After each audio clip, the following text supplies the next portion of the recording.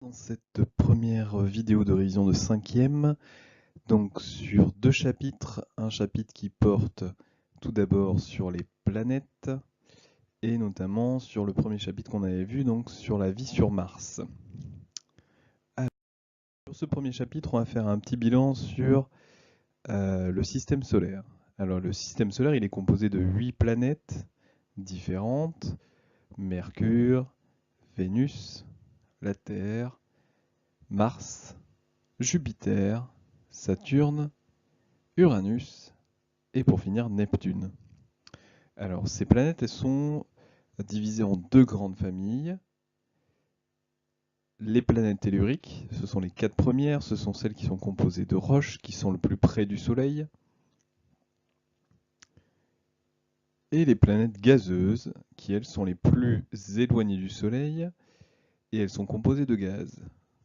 Donc la différence entre les planètes telluriques et les planètes gazeuses aussi, c'est que les planètes telluriques sont beaucoup plus petites que les planètes gazeuses. Maintenant, en ce qui concerne la vie sur les planètes du système solaire. Alors, pour que la vie se développe, l'élément essentiel, c'est de l'eau liquide. Il faut qu'à la surface de la planète, il y ait de l'eau liquide. Pour qu'il y ait de l'eau liquide, il faut que la planète, elle soit pas trop près du Soleil et pas trop loin. Il faut qu'elle soit dans ce qu'on appelle la zone d'habitabilité. Ça se situe entre 0,95 unités astronomiques et 1,67 unités astronomiques. Et en fait, la seule planète qui possède de l'eau liquide à sa surface, donc qui est dans cette zone d'habitabilité, c'est la planète Terre.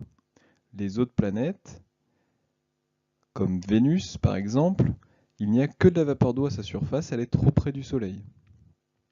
Mars, on retrouve de l'eau sous forme de glace et de vapeur d'eau. Il n'y a qu'à la surface de la Terre où on trouve les trois états de l'eau et que la vie va pouvoir se développer. Ça, c'était pour le premier chapitre qui était très court.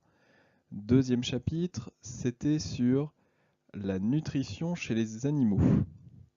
Alors, on va tout d'abord commencer du coup par l'alimentation, par la diversité un petit peu des appareils digestifs chez les animaux.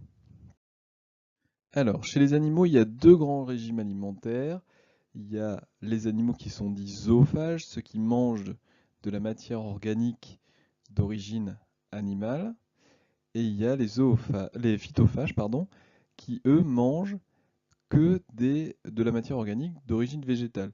Les omnivores, eux, peuvent manger soit de la matière d'origine animale, soit de la matière organique d'origine végétale. Alors, pour les grandes différences entre ces deux types de régimes alimentaires. Alors, chez les zoophages, on trouve au niveau du système digestif, au niveau donc, de la première partie de ce système digestif, au niveau de la bouche, on trouve des canines très développées. Voilà, on les voit ici sur le crâne du chat. On a des canines très développées, c'est normal, ce sont des chasseurs, ils sont zoophages, donc ça va leur servir en fait pour capturer leur proie et pour déchiqueter la viande. Par contre, chez les phytophages, on trouve des dents très différentes, comme ici sur le crâne du lapin. Ce sont les incisives qui sont très développées. Par exemple, chez le lapin, qui lui a tendance à ronger des graines, mastiquer de l'herbe, etc., ben, ça lui permet justement d'effectuer cette action. Alors souvent, chez les phytophages, on a un espace entre les incisives ici et le reste des dents. Maintenant, pour la longueur du tube digestif. Alors, au niveau du tube digestif, chez les zoophages, on a un tube digestif qui est très court, puisque la viande, c'est très facile à digérer, donc il n'y a pas besoin d'un système digestif très très long qui permettrait d'assimiler des aliments. Par contre, pour les phytophages, on va avoir un tube digestif qui est beaucoup plus long. Pourquoi? Parce que l'herbe, tous les végétaux, c'est très difficile à digérer et il faut que le système digestif soit suffisamment long pour pouvoir prendre justement tous les nutriments qui sont nécessaires. Maintenant, pour terminer sur les appareils respiratoires. Alors, on a vu sur les appareils respiratoires, justement, que on avait des appareils respiratoires qui servaient à respirer dans l'eau. Donc, c'est principalement les branchies chez les poissons. Alors les branchies sont composées de deux parties, l'arc branchial qui est l'os, et les filaments branchiaux qu'on trouve ici, qui sont les petits filaments qu'on trouve raccordés à l'arc branchial. Maintenant, comment se fait le passage du dioxygène, donc, qui est l'élément essentiel pour la respiration, à l'intérieur des branchies? Alors le dioxygène, il arrive, au départ il est dans l'eau, et le poisson va l'absorber au niveau de la bouche. Au niveau de la bouche, le dioxygène va passer, il va rentrer en contact avec les branchies, et c'est à ce moment-là qu'il va être absorbé par les branchies, et ce dioxygène il va finir par passer dans le sang.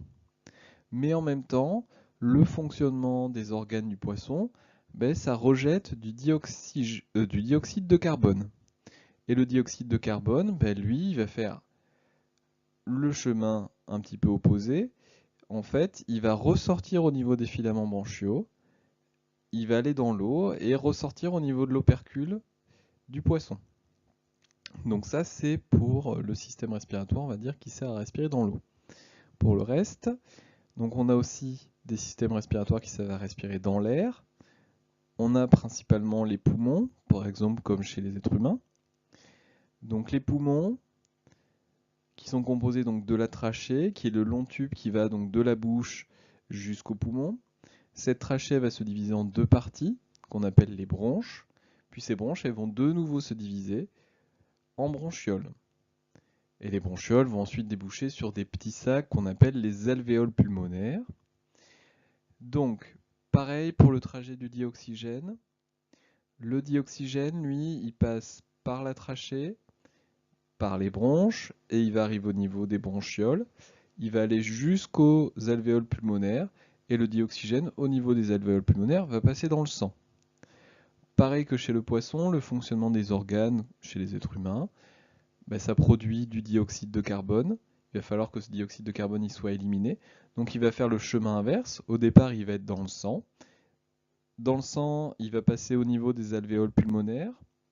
Et il va ressortir, il va faire le chemin inverse. Donc des alvéoles pulmonaires, il va passer dans les bronchioles, dans les bronches, et ressortir donc au niveau de la trachée par la bouche. Donc ça, c'est le premier système respiratoire qu'on peut trouver dans l'air. On le trouve chez les êtres humains, chez les chats, les chiens et chez plein d'autres animaux.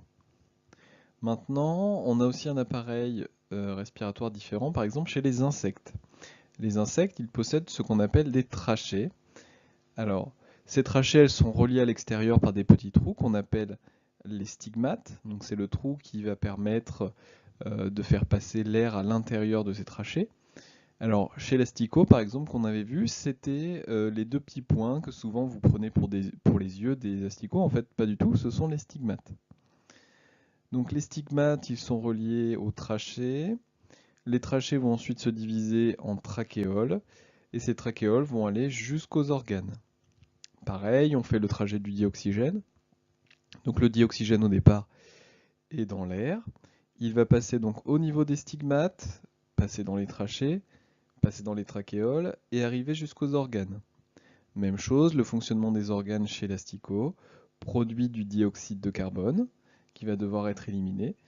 Donc il va faire le chemin inverse, il va partir des organes, passer dans les trachéoles, passer dans les trachées et ressortir par les stigmates pour retourner dans l'air.